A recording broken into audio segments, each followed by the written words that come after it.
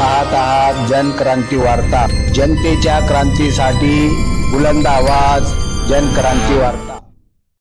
अस्सलाम वालेकुम दोस्तों, मालेगांव शहर में घूम घूम कर केर पट्टी बांटी जा रही है और गरीबों को ब्याज मार कर भी मिल रही है, दंड लगा कर भी मिल रही है।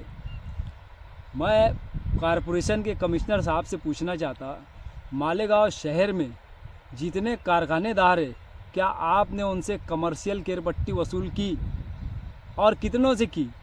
ये मेरा आपसे सवाल है। और जो लोग कई साल से दे रहे नहीं, उनके ऊपर आपने क्या कार्रवाई की?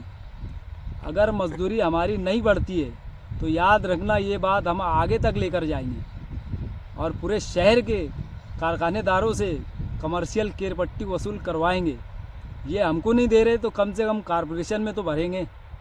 इसलिए याद रखना, अगर हमारी मजदूरी आप लोग ने नहीं बढ़ाए तो हम बहुत सारे मसले मसाइल हैं आप लोगों के जो हमें मालूम है, हम धीरे धीरे वो एक एक पोल आपकी खोलते रहेंगे। इसलिए बोलता हूँ कि मजदूरी बढ़ा दो।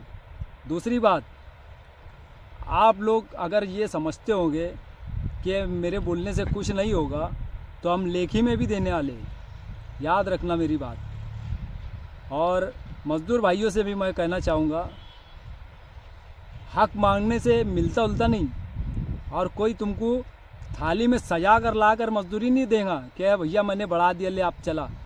उसके हाथ से लड़ना पड़ेगा, जब जाकर तुमको मजदूरी बढ़कर मिलेगी। और सिर्फ घर में बैठ के हंसी मजाक करके होटल पे बैठ के तुम सोचेंगे खाली मजदूरी बढ़ जाएंगी। वो अल्ताफ़ बेवकूफ़ है, बोलते रहेगा बड़ी तो वाह वाह, नहीं बड़ी तो भी वाह वाह। तो तुम बेवकूफ़ है मेरी नज़र में, याद रखना मेरी बात। दोस्तों, एक आदमी अगर आवाज़ उठा रहा तो कम से कम उसका साथ देना चाहिए।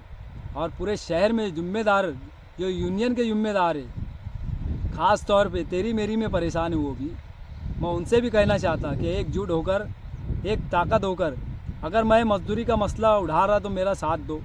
आप जो मसला उठाएंगे मैं आपका साथ दूंगा। इस तरीके से हम मजदूरों का फ़ायदा कर सकते।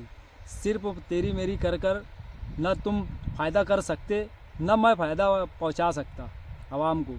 इसलिए मेहरबानी कर कर एक हो जाओ। इंशाअल्लाह हम मजदूरी ज़रूर बढ़ाएंगे। जय हिंद, अस्सलाम वालेकुम।